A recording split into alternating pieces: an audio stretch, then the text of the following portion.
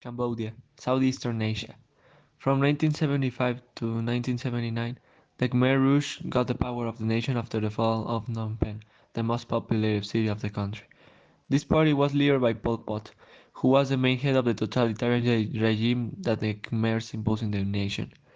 Pol Pot and the Khmer Rouge had a really radical communist vision of the world, and they imposed them violently into the population. They exalted the peasantry as something sacred, and their objective was to transform Cambodia into a purist communist nation, following the Maoist ideology, which came from the People's Republic of China and from the big bands that transformed the nation into the communist power that it became, where they exalted the peasantry and the countryside and made the population to transform China into a rural regime, which consolidated communism there, but caused a famine that killed millions and millions and millions.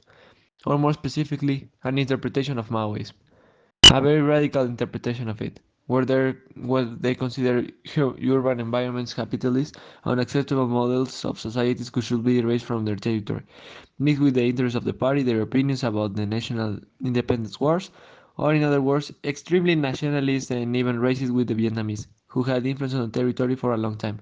And the Communist Party of Cambodia was in fact a division of the Vietnamese version for it for some time. But little by little differences between the two factions ended separating them, and the Khmer Rouge was spiteful against them. So conflicts between both parties were at the order of the day during the Khmer Rouge regime.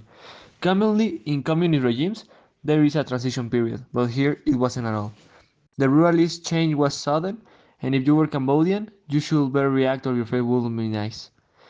The military appeared in the cities violently, forcing the population to move, almost evacuate their town to the country, in order to begin the transformation of the culture into a rural communist society, or they will be killed if not.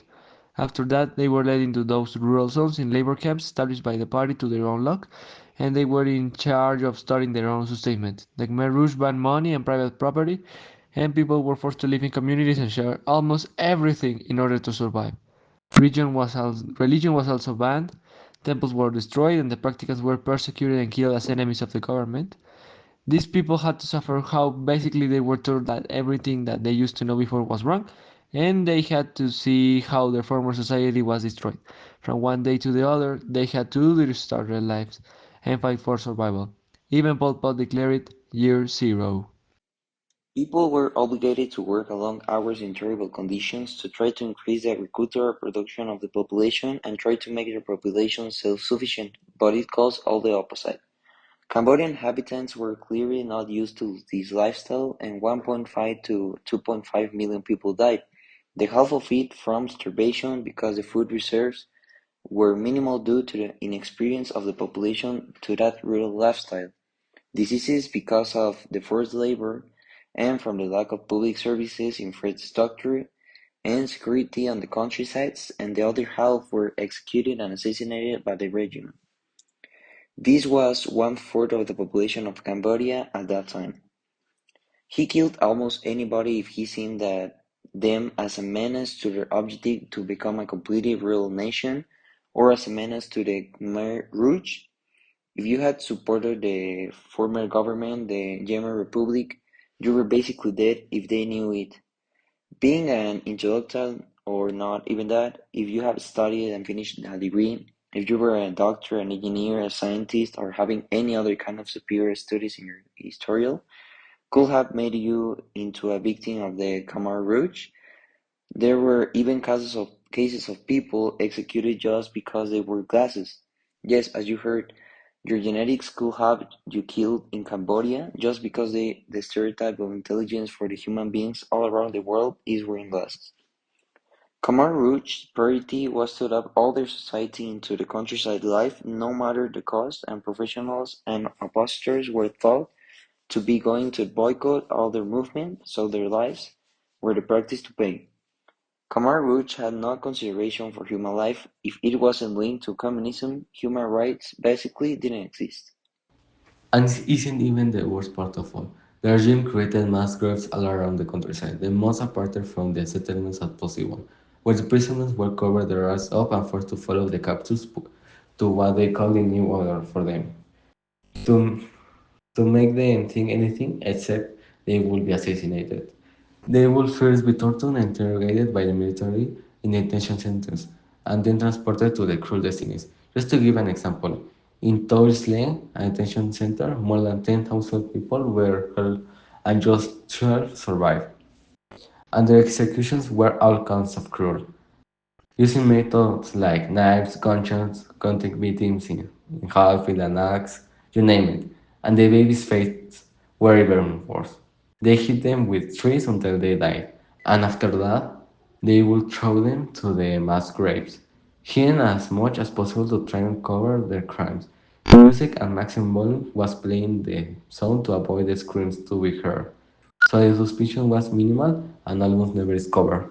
It was a complete nightmare, and it ended in 1979. Khmer had some disputes with Vietnam, which caused them to execute all the Vietnamese in Cambodia, as well as they did with all other civilizations, such as the Bac Chuk killing in 1978, starting a war between the two in 1977.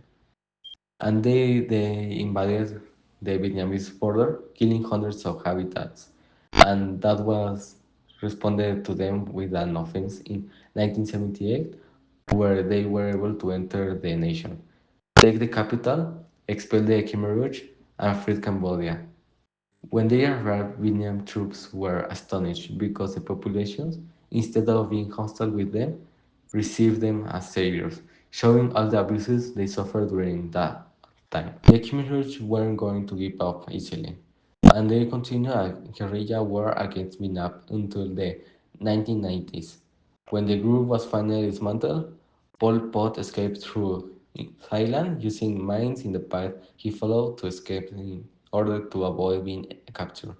Those mines still kill people until our days, and Pol Pot died in 1997 in exile and without ever being judged for the crimes. The information we have about the genocide came from the leaders of the Khmer Rouge that were judged. Many places in Cambodia have become memorials of the crimes committed by the Khmer Rouge, such as many of the mass graves and execution centers, and people can visit them to see by first hand the consequences of this infamous regime.